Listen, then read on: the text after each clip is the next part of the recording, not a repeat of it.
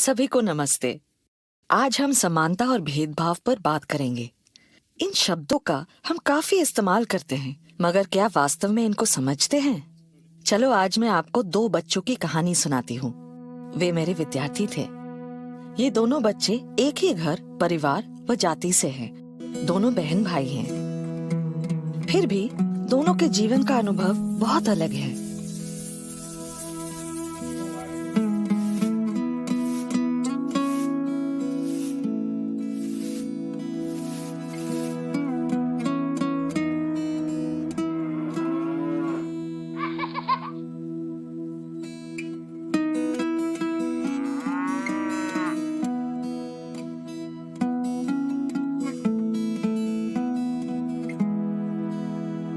कौन कक्षा में पाठ को पढ़कर सुनाएगा? एक आदमी जंगल में अपने कंधे पर कुल्हाड़ी लेकर जा रहा था। घर पर भेदभावपूर्ण व्यवहार का बच्चों की शिक्षा पर भी प्रभाव पड़ता है। मैं हमेशा बच्चों के माता पिता से इस बारे में बात करती हूँ। दीदी, आपके दोनों ही बच्चे बहुत होशियार हैं, लेकिन ऐसा लगता है कि आपके लड़के को घर पर पढ़ने और अभ्यास करने का ज्यादा समय मिलता है। बेशक बहन जी, आप क्या आशा करती हैं? मैं रोजाना सुबह 4 बजे से लेकर रात 10 बजे तक घर व खेतों में काम करती हूँ। मुझे घर के काम में बेटी की मदद की जरूरत होती है। इसलिए मैंने पहले कहा था कि कई बार लड़कों और लड़कियों के जीवन के अनुभव अलग अलग होते हैं। मैडम, लेकिन ये सही नहीं है। सभी बच्चों के साथ समान व्यवहार होना चाहिए। हाँ, आप बिल्कुल सही हैं। क्या आप जानते हैं कि कुछ जगहों पर पूरे परिवार के साथ भेदभावपूर्ण व्यवहार किया जाता है? कई साल पुरानी बात है। एक दिन मैं नलके से पानी भरते हुए हाल ही में गांव में आए एक नए परिवार के साथ बातें कर रही थी। तभी गांव के सरपंच वहां पर आ गए। उन्होंने चिल्लाना शुरू कर दिया और उस परिवार को नलके से दूर धकेल दिया। सरपंच ने कहा कि अगर वो परिवार फिर नलके के पास आया तो उनकी जान खतरे में होगी। आशा, ये नीची जाति का परिवार है। ये नलके को छुएंगे तो हमारा पानी अशुद्ध हो जाएगा। तुम्हें उनसे बात करने से पहले ये पता होना चाहिए। लेकिन काका, वो भी तो हमारी तरह इंसान ही है। अगर हमारे हाथ लगाने से पानी अशुद्ध नहीं होता तो उनके हाथ लगाने से पानी अशुद्ध कैसे होगा? हम सब इंसान हैं, पर बराबर नहीं हैं। वे नीची जाति के लोग हैं, इसलिए उन्हें पानी गांव के बाहर वाले कुएं से लाना होगा। और इस मुद्दे पर मुझसे बहस करने की जरूरत नहीं है। काका, किसी के साथ भी जाति के आधार पर भेदभाव करना गलत है। क्या आप जानते हैं कि ये गैर कानूनी है? आशा, मुझे मत सिखाओ। अपने काम से मतलब रखो।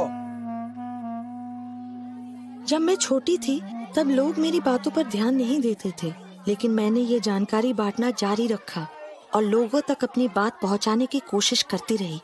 आखिरकार कुछ बदलाव आ ही गया। सच में? कृपया हमें वो कहानी भी सुनाएं। शबाना बहन, आपको ईद मुबारक हो। मैं आपकी बनाई हुई सेवइयां खाने का इंतजार कर रहा हूँ। धन्यवाद भाई साहब। मैंने खास तौर से आपके लिए ज्यादा बनाई हैं, ताकि आप कुछ सेवइयां घर पर भी ले जा सके। अरे मोहम्मद, सायरा, रवि, आशा, यहाँ आओ और ये मिठाई खा लो। आशा की माँ ने आज सुबह ही बनाई है। भाई, किसी और के खाने से पहले मुझे मेरा हिस्सा दे दीजिए। आप सबको दिवाली की शुभकामनाएं।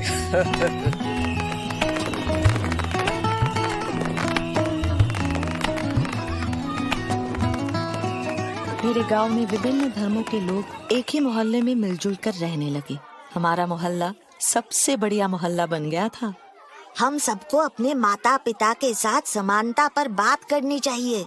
फिर हमारा गांव भी सबसे बढ़िया गांव बन जाएगा।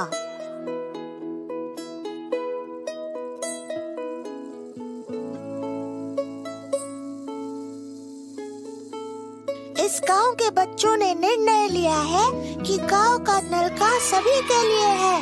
हम किसी के साथ भेदभाव नहीं होने देंगे। माँ, आज से मैं और दीदी बारी बारी से आपकी रसोई में मदद करेंगे। कृपया हर बार दीदी को ही मदद के लिए मत कहना।